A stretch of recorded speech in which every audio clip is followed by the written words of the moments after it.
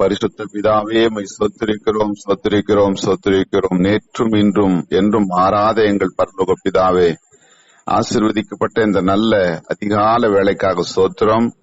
இப்பொழுதும் அடியனுடைய வாயின் வார்த்தைகளும் கேட்கிற உம்முடைய பிள்ளைகளுடைய இருதயத்தின் சிந்தனைகளும் உடைய சமூகத்தில் ஒன்றாயிருப்பதாக. ஆமேன். ஆண்டவரும் இரட்சகருமாகிய இயேசு கிறிஸ்துவின் நாமத்தினாலே இந்த கால வேளையிலே கூடி வந்திருக்கிற அருமையான சகோதரிகள் சகோதரர்கள் யாவரையும் நான் மனதார வாழ்த்துகிறேன். கர்த்தர் உங்கள் ஒவ்வொருவரையும் ஆசீர்வதித்து உங்கள் தேவைகளை சந்திப்பாராக. மீண்டுமாக இந்த நாளில நாம் தியானத்திற்கு என்று எடுத்துக்கொண்ட தலைப்பு கர்த்தருக்குள் நம் பார்வை. ஆண்டவரோடு வாழ்த்து கொண்டிருக்கிற நீங்களும் நானும் நம்மை போல் உள்ள கிறிஸ்தவர்களும் நம்முடைய பார்வை எப்படி இருக்கிறது? வேதத்துல ஆண்டவரோடு இருந்தவர்களுடைய பார்வை எப்படியெல்லாம் இருந்தது என்பதை சற்று தியானிக்க போகிறோம். அதுக்கு முன்பாக ஆதாரமான சில வசனங்களை சொல்லிட்டு அதுக்கப்புறம் நான் கடந்து போகிறேன். உங்களோட ஒரு கேள்வி உங்களுடைய மத்தியில நான் வைக்கணும்னு வாஞ்சிக்கிறேன். லூக்கா எழுதின சுவிசேஷ புத்தகத்தை 23வது அதிகாரத்தை பிரிச்சு வச்சுக்கொள்ளுங்க. யாராவது வேத புஸ்தகத்தை வச்சுட்டு இருந்தீங்கன்னா லூக்கா 23வது அதிகாரம் பக்கம் 121வது பக்கம். அதுல அவர் சிலுவையிலே மொழிந்த 2வது வார்த்தை சொல்லப்படுகிறது 43வது வசனத்துல. லூக்கா 23:43 அதுல 2வது வார்த்தை சொல்லப்படுகிறது. 121வது பக்கம் பிரிச்சு வச்சுங்க. அங்க கொஞ்ச நேரம் அதை நான் உங்களுக்கு ஞாபகம் மூட்டிட்டு அதுக்கப்புறம் அந்த பார்வையை குறித்து நான் உங்களுக்கு சொல்றேன். அதுல சொல்லப்படுகிறது, இயேசு மனமாறிய குற்றவாளியை நோக்கி, அதாவது அந்த சிலுவையில மனமாற்றம் அடைந்தார் அந்த குற்றவாளியை நோக்கி, இன்றைக்கு நீ என்னுடனே கூட பரதீசத்தில் இருப்பாய் என்று மெய்யாகவே உனக்கு சொல்லுகிறேன் என்றார். இந்த வார்த்தை ஒரு நெருடலான வார்த்தை. நான் அன்னைக்கு பேசும்போது 7 வார்த்தையும் ஒரே டைம்ல பேசுறதுனால நிறைய விளக்கம் கொடுக்கல. சும்மா லேசா அப்படி தொட்டுட்டு தான் போக வேண்டியதா இருந்தது. அத விளக்கம் கொடுக்கணும். ஒவ்வொரு வசனத்தையும் ஒவ்வொரு வார்த்தையும் 1 hour 1.5 மணி நேரம் 2 மணி நேரம் கூட பேசலாம். இந்த வார்த்தையை நீங்க சொல்லுங்க. இயேசு அந்த குற்றவாளி, அதாவது அவன் கள்ளன்னு சொல்லுவாங்க, குற்றவாளின்னு சொல்லுவாங்க. அவன் ஒருத்த மனம் மாறிட்டதுனால இன்னைக்கு என்னோட கூட பரதீசல் பாய் அப்படின்னு சொல்றாரு. அந்த வார்த்தையும் இயேசு உயிர்த்தெழுந்த நாள் எத்தனையாவது நாள் என்று சொல்லப்படுகிறது? 3வது நாள் அப்படின்னு சொல்லப்படுகிறது. இந்த 3வது நாளில தான் இயேசு உயிர்த்து எழுறாரு. ஆனா அவனுக்கு கள்ளனுக்கு நான் சொல்றது, இன்னைக்கு என்னோட கூட பரதீசல் இருப்பாயின்னு சொல்றாரு. இந்த 2 வார்த்தையை நான் ஒப்பிட்டு பார்க்கும்போது கொஞ்சம் நெருடலா இருக்குது இல்லையா? இன்றைக்குன்னு சொன்னா அந்த மரித்த அன்றைக்கே, ஆனா ஒரு உயிரோட எழுந்தது 3வது நாள். இது எப்படி சாத்தியமாகும்? கொஞ்சம் யோசித்து பார்க்கணும். நீங்க பாத்தீங்கன்னா அதே அந்த அதிகாரத்துல 23வது 54வது வசனத்துல சொல்லப்படுகிறது, அந்த நாள் ஆயத்த நாளாய் இருந்தது. ஆயத்த நாள்னு சொன்னா வெள்ளிக்கிழமை. இன்றைக்கு நம்ம இந்தியா நேரப்படி நாட்கள் படி பாத்தீங்கன்னா வெள்ளிக்கிழமை. ஓய்வு நாளும் ஆரம்பமாயிற்று. யூதர்களுக்கு ஓய்வு நாள் எதுன்னா சனிக்கிழமை. நல்லா கவனிங்க தயவு செஞ்சு, இதுல ஒரு முக்கியமான காரியம் இருக்கிறது. ஆயத்த நாள் என்பது வெள்ளிக்கிழமை, ஓய்வு நாள் என்பது சனிக்கிழமை. இப்போ வாரத்தின் முதல் நாள் சொல்லப்படுகிறது. அது வசனம் 24வது அதிகாரத்துல முதல் வசனத்துல. இப்ப வாரத்தின் முதல் நாள், அந்த வாரத்தின் முதல் நாள்ல தான் அவர் உயிர்த்தெழுதாரு அதிகாலையில. அப்போ அவர் இறந்தது என்னைக்கு? ஆயத்த நாளாகிய வெள்ளிக்கிழமை. அடுத்தது ஓய்வு நாள், அதுக்கு அடுத்ததுதான் அந்த வாரத்தின் முதல் நாள். அப்ப முதல் ஆயத்த நாளில இறந்தவர் என்ன சொல்றாரு? இன்னைக்கே என் கூட இருப்பப்பா, பரதேசில இருப்பா அப்படின்றாரு. ஆனா அவர் இழந்தது வாரத்தின் முதல் நாள்ல தான் எழுந்துறாரு. இது இடைப்பட்ட நேரத்துல அவர் எங்க இருந்தாரு? எப்படி அவர் அன்னைக்கே உனக்கு பரதீசில இடம் கொடுப்பேன்னு சொன்னாரு? கொஞ்சம் நமக்கு கன்ஃபியூஷனா இருக்கும், ஒரு குழப்பமான ஒரு சூழ்நிலை இருக்கும். இதை குறித்து ரொம்ப டீப்பா யோசிக்கிறது இல்ல யாரும். மேலோட்டமா படிச்சுக்கிட்டே போயிடுறோம். அதனால நமக்கு அதை பத்தி சிந்திக்க நேரம் இல்லை. அதனுடைய உள்ளான அர்த்தம் என்ன அப்படின்னு சொல்லும்போது, இப்ப 46வது வசனம் என்ன சொல்லுது பாருங்க. அதுலயே நீங்க வாசிங்களேன், நீங்க பைபிள் வச்சிருந்தீங்கன்னா யாராவது வாசிங்க. 23வது அதிகாரம் 46வது வசனம்.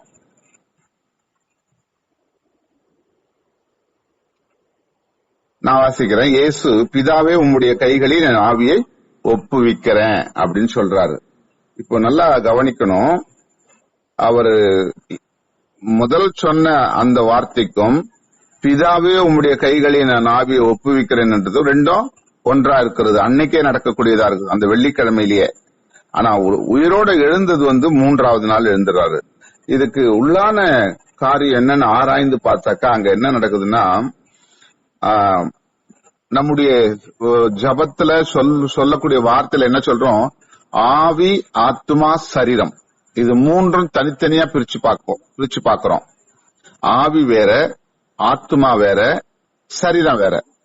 இப்போ அவர் மரிக்கிற அன்னைக்கு அந்த சிலுவையிலே அவரை கொலை செய்யக்கூடிய அந்த நாள் அன்னைக்கு சரீரத்தை கொண்டு போறாங்க, பாதாளத்துல அடக்கம் பண்றாங்க, பூமிக்குள்ள அடக்கம் பண்றாங்க. அவருடைய ஆவி எங்க போகுது? 46ஆம் வசனத்தின்படி பிதாவினுடைய கரங்களில ஒப்பு கொடுத்துறாரு. அவருடைய ஆத்மா எங்க போகுதுன்னா பரதேசிக்கு போகுது. இப்ப 3ஆ பிரிச்சு பாக்குறோம். அதனாலதான் கல்லனுக்கு இன்றைக்கு என்னுடனே கூட பரதேசில இருப்பாய்னா, அங்க அந்த இன்றைக்கேன்னு சொல்லும்போது அன்னைக்கே அவருடைய ஆத்மா பரதேசத்துல இளைப்பாறும் ஸ்தலத்துக்கு போகிறது. அவர் இளைப்பாரி கொண்டிருக்கிறார். ஆனா அவருடைய ஆவி பிதாவினுடைய கரத்துல கொடுத்துட்டாரு. அவருடைய சரீரத்தை கல்லறையில வச்சுட்டாரு. இப்ப இந்த 3 பிரிவுல போயிடுச்சு. இப்ப நடக்கிறது என்னன்னு சொன்னா பாருங்க நல்லா. இந்த 3 வகையான சூழ்நிலையில எப்படி இந்த ஆவி பிதாவினிடத்துல போகுது, இது எப்படி பிரிச்சு பாக்குறதுன்னு சொன்னா, பிரசங்கியின் புஸ்தகத்துல 3வது அதிகாரத்துல ஒரு வார்த்தை சொல்லப்படுகிறது. நல்லா கவனிச்சு பாத்தீங்கன்னா தெரியும். பிரசங்கியின் புஸ்தகத்துல 3வது அதிகாரத்துல 20-21 வசனங்கள்ல சொல்லப்படுகிறது, எல்லாம் ஒரே இடத்துக்கு போகிறது, எல்லாம் மண்ணிலே உண்டாகிறது, எல்லாம் மண்ணுக்கு திரும்புகிறது அப்படின்னு சொல்லிட்டு என்ன சொல்றாரு அடுத்தது, உயர ஏறும் மனுஷனுடைய ஆவியும். அங்கதான் கவனிக்கணும். மனுஷனுடைய ஆவி எங்க போகுது? உயர போகுது. உயர எங்க போய் சேர்ந்தது? கொடுத்தவர்கிட்ட போகுது. இந்த ஆவியை கொடுத்தவரு கடவுள், இயேசு, பிதாவாகி தேவன், எப்படி ஒண்ணு நம்ம சொல்லலாம். அப்ப அவர்கிட்ட அது போகுது. தாழ பூமியில் இறங்கும் மிருகங்களுடைய ஆவியும் அறிகிறவன் யார்? அப்ப மிருகங்களுக்கு ஆத்துமா கிடையாது. அப்ப மிருகத்தினுடைய ஆவி எங்க போகும்னா தாழ பாதாளத்துக்கு போயிடும். அதே போலதான் மனுஷனுடைய அந்த சரீரமும் பாதாளத்திற்கு கடந்து போகிறது என்பதை நினைப்பூட்டுகிறது. ஒன்று. இதுக்கு உள்ளான இதுல ஒரு சம்பவம் என்ன நடக்குதுன்னா, இயேசு கிறிஸ்துவ சிலுவையில் அறைகிற பொழுது அவர் ஒரு குற்றவாளியா தான் நியமிக்கப்பட்டு சிலுவையில் அறைறாங்க. ஒரு பெரிய குற்றம் செய்தவங்களை தான் அந்த சிலுவையில் அறைவாங்க. சாதாரணவங்களை கொண்டு போட மாட்டாங்க. சவுக்கில் அடிச்சு விடுதலை பண்ணிடுவாங்க. அந்த சாவுக்கு கொலை செய்யக்கூடிய அளவுக்கு தண்டனை பெறக்கூடியவராய் இருந்தால் அது எந்த மனுஷனா இருந்தாலும் பெரிய குற்றத்தை செஞ்சிருக்கணும். அப்படி ஒரு பெரிய குற்றத்தை செய்தது போல அவரை சித்தரித்து அவரை கொலை செய்யறாங்க, அதாவது தண்டனை கொடுக்கறாங்க. அப்போ ஒரு பெரிய அந்த ஏரோது ராஜா, பிலாத்து, இவங்கெல்லாம் இருந்துதான் அந்த தண்டனையை கொடுக்கறாங்க. அப்படி கொடுக்கும் பொழுது ஒருத்தர் தனிமையா போய் அவர் செத்து போன உடலை எங்க கிட்ட கொடுங்க அப்படின்னு சொல்றதுக்கு தைரியம் இருக்காது. ஏன்னு சொன்னா, யார் போய் அந்த சடலத்தை எங்க கிட்ட கொடுங்க, நாங்க முறைப்படி அடக்கம் பண்ணணும் அப்படின்னு சொல்லி கேட்டாங்கன்னா அவனுக்கு தண்டனை கொடுக்க வேண்டியதாயிடும். ஏன்னா நீ அவனோட சேர்ந்தவனா, அவ்வளவு அக்கறையோடு கேட்கிறியே, நீ அவனோட சேர்ந்தவனா அப்படின்னு சொல்லி அவனையும் என்ன பண்ணுவாங்க, தண்டனைக்கு உட்படுத்தப்படுவாங்க. அவனை கட்டி வச்சு விசாரிப்பாங்க, அடிச்சு துன்புறுத்துவாங்க. அதனால இந்த ஆண்டவருடைய சரீரத்தை கேட்க யாரும் முன் வரல. அப்ப என்ன நடக்குது, 50வது வசனத்திலிருந்து 53வது வசனம் வரைக்கும் பாத்தீங்கன்னா அங்க ஒரு சம்பவம் நடக்குது. யோசேப்பு என்னும் பேர் கொண்ட ஒரு ஆலோசனைக்காரன் இருந்தான். அவன் உத்தமனும் நீதிமானுமாய் இருந்தான். அவன் யூதருடைய பட்டணங்களில் ஒன்றாகிய அரிமத்தியாவிலிருந்து வந்தவனும் தேவனுடைய ராஜ்யத்துக்கு காத்திருந்தவனும் யூதர்களுடைய ஆலோசனைக்கும் செய்கைக்கும் சம்மதியாதவனுமா இருந்தான். அந்த யூதர்கள் செய்த அக்கிரமத்துக்கெல்லாம் அவன் சம்பந்தமே இல்லை. அவன் அதை வெறுத்தான், இவங்க செய்யறது தப்பு அப்படின்ட்டு. அப்படிப்பட்டவன் எப்படி இருந்தான், அவன் எப்படிப்பட்ட மனுஷனா இருக்கிறாங்கன்னு சொல்லி சித்தரிக்கப்படுதுன்னா, மிகுந்த செல்வந்தன், பெரிய கோடீஸ்வரன் சொல்லலாம். இந்த காலத்துல சொல்றது போல பெரிய கோடீஸ்வரன். அரண்மனைக்கு சென்று ராஜாவினிடத்துல பேசக்கூடிய தகுதி உள்ளவனா இருந்தான். அவன் ஒரு செல்வந்தனா இருந்தான். அவனை மதிக்கக்கூடியவங்க, அந்த தேசமே அவனை மதிக்கிறது, உயர்ந்த ஸ்தானத்துல இருக்கிறான். ஒரு ராஜாவின் நம்ம முதலமைச்சர்கிட்ட போய் பேசணும்னா சாதாரண நம்ம போயிட முடியாது. அதுக்கு ஒரு சிலர் இருப்பாங்க, ஒரு தகுதி வாய்ந்தவங்க, அவங்கதான் போக முடியும், எல்லாரும் போயிட முடியாது. அது போல இவன் ஒரு எல்லாராலும் மதிக்கக்கூடியவன். அதுல சொல்லப்பட்டிருக்கு நீதிமானுமா இருந்தான்னு சொல்லப்பட்டிருக்கிறது. அப்ப என்னன்னா, அவன் குற்றமற்றவன், எந்த குற்றத்துக்கும் அவனை சொல்ல முடியாத அளவுக்கு அவன் நீதிமானா இருந்தான். இவன் தான் அந்த அரிமத்தியா ஊரானாகிய யோசேப்பு என்று சொல்லப்படுகிறது. இவ்வளவு தகுதி உள்ளவனாய் இருந்து அவன் ரகசியமா ஆண்டவரை ஏற்றுக்கொண்டிருந்தான். இந்த கிறிஸ்துவை, இயேசு கிறிஸ்துவை அவன் ரகசியமாக தன் உள்ளத்திலே சிந்தித்து அவன் ரட்சிக்கப்பட்டு ஆண்டவருடைய வருகை கட்டாயம் ஒரு நாள் உண்டு அப்படின்னு சொல்லி அவன் காத்து கொண்டிருந்தான். அப்பதான் இவருடைய செய்கையெல்லாம், ஆண்டவராக இயேசு கிறிஸ்துவனுடைய செய்கையெல்லாம் அவன் கேள்விப்பட்டு அவரை இப்படி கொலை செய்ய போறாங்கன்றதையும் அவன் அறிந்து, அவருடைய கொலை செய்த பிறகு அவரை போய் அவனுடைய சரீரத்தை அவன் கேட்கிறான். கேட்ட உடனே அந்த ராஜா சொல்லுகிற பதில் என்ன தெரியுமா, இதுக்குள்ள அவர் மரித்து விட்டாரா அப்படின்னு சொல்லி கேட்டுட்டு, நீ போய் அந்த சரீரத்தை எடுத்துக்கொள்ளலான்னு சொல்லி அந்த ஏரோது, பிலாத்து போன்ற அரசர்கள் அவருக்கு உத்தரவு கொடுக்கறாங்க. நல்லா கவனிச்சு பார்க்கணும். ஒரு பெரிய குற்றவாளியா இருந்து, இப்ப ஒண்ணு இல்ல, ராஜீவ் காந்தியை கொலை செய்ததான அந்த எத்தனை பேர், 7 பேரு வேலூர் ஜெயில இருந்தாங்க. யாராவது போய் அவங்கள விடுதலை கொடுங்கன்னு சப்போர்ட் பண்ணுவாங்களா? போக மாட்டாங்க. போட்டாங்கன்னா அவங்களையும் போடுவாங்க, நீங்களும் அவங்க கூட இருந்தீங்களான்ட்டு. அதை போல இவர் பெரிய ஒரு நல்ல மதிக்கத்தக்க ஒரு மனுஷனா இருந்தபடினாலே தைரியமாய் போய் அந்த ராஜாக்கள் இடத்துல இதை கேட்டு அந்த சரீரத்தை வாங்கிட்டு வந்து, நல்ல மெல்லிய துப்பட்டி வாங்கிட்டு வந்து அதை நன்றாக சுத்தி, அவருக்கென்று சொந்தமாக வைக்கப்பட்டிருந்த கல்லறை அதுன்னு சொல்லப்படுகிறது. ஒரு நல்ல தோட்டம் இருக்கிறது, அந்த தோட்டத்துக்குள்ள புது கல்லறை, அதுல ஏற்கனவே எந்த விதமான வைக்கப்படாத ஒரு கல்லறையில அவரை வைத்து அவர் அடக்கம் பண்றாங்க. இது ஒரு தனி ஒரு தெரிந்து கொள்ளக்கூடிய ஒரு காரியம். இயேசு கிறிஸ்து மரித்து அவர் கல்லறையில வைக்கப்பட்ட பிறகு 3 நபர்கள் அங்க வராங்க. ஒவ்வொரு நாள் நான் உங்களுக்கு சொல்றேன். யோவான் சுவிசேஷ புத்தகத்தை எடுத்து வைத்துக் கொள்ளுங்க. அதுல சொல்லப்படுகிறதான 20வது அதிகாரம், அங்கதான் வாரத்தின் முதல் நாள் காலைன்னு ஆரம்பிக்கிறாங்க. அந்த 20வது அதிகாரத்துல அதுல முதல் வசனம் என்ன சொல்லுது பாருங்க. வாரத்தின் முதல் நாள் காலையில் அதிக இருட்டோட மகதலேனா மரியாள் கல்லறையிடத்துக்கு வந்து கல்லறை அடைத்திருந்த கல் எடுத்து போடப்பட்டிருக்க கண்டாள். நல்லா கவனிக்கணும். இந்த கல்லறை, இந்த மகதலேனா மரியாள் வந்த உடனே வந்து அங்க பாக்குறாங்க. அவரு வைத்த இடத்த ஒரு கல்லு வைத்து மூடி வச்சிருந்தாங்க. அந்த கல்லு போய் எடுத்து போட்டிருக்காங்க. இத பார்த்த உடனே அந்த அம்மா திகைத்து போய் அங்க நிக்கிறாங்க. நின்னுட்டு அவங்க திகைத்ததோடு மட்டுமல்ல, உடனே ஓடி போய் என்ன பண்றாங்க, அடுத்த வசனத்துல சீமோன் பேதுருவினிடத்திலும் இயேசுவுக்கு அன்பாயிருந்த மற்ற சீஷனிடம், அவர் தான் யோவான், மற்ற சீஷனிடத்திலும் போய் கர்த்தரை கல்லறையிலிருந்து எடுத்துக்கொண்டு போய்விட்டார்கள், அவரை வைத்த இடம் எங்களுக்கு தெரியவில்லை என்று சொல்லுகிறாள். இந்த மகதலேனா மரியா ஓடுறாங்க. ஓடி போயிட்டு நல்ல இதுல ஒரு கருப்பொருள் இருக்குது, அதனால கவனிச்சு பாருங்க. இவங்க போயிட்டு அந்த 2 சீஷர்கிட்ட சொல்றாங்க. இந்த 2 சீஷர்களும் இதை கேட்ட உடனே அவங்களுக்கும் ஒரு திகைத்து அவங்க என்ன பண்றாங்க, கவனிச்சு பாருங்க. 4வது 5வது வசனம், அந்த யோவான் சுவிசேஷம் 20வது அதிகாரம் 4-5 வசனங்களை பார்க்கும்போது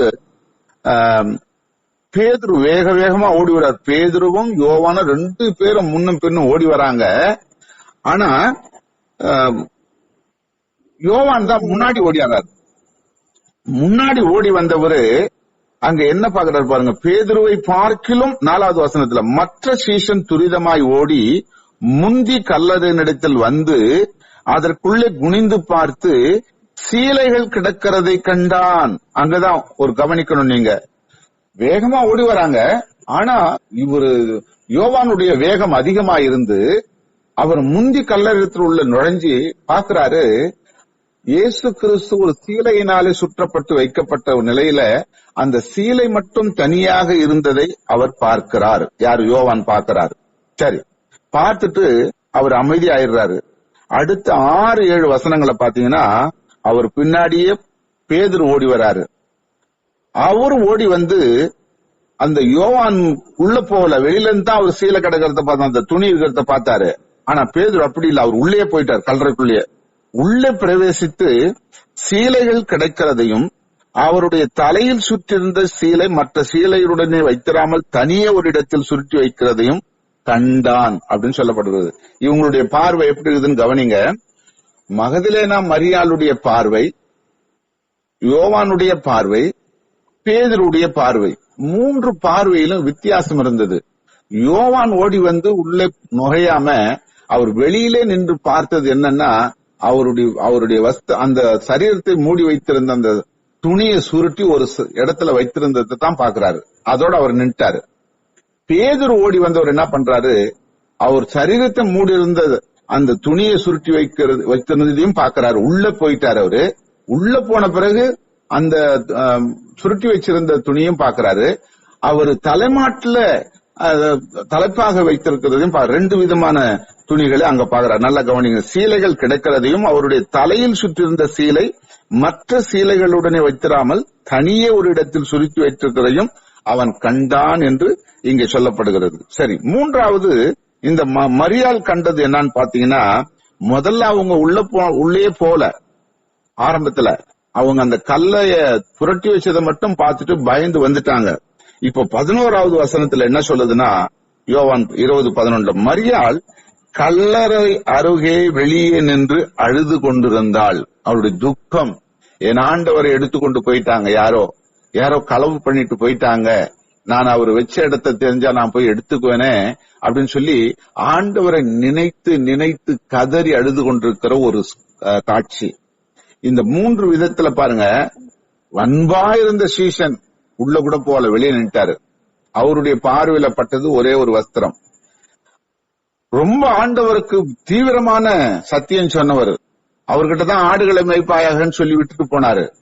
அவரு என்ன பண்றாரு, கல்லறைக்குள்ள போயும் கூட தலையில வச்சிருந்த துணியும் அவர் உடல்ல வச்சிருந்த துணியும் 2 விதமான துணியை மட்டும் பார்த்துட்டு வெளியே வராரு.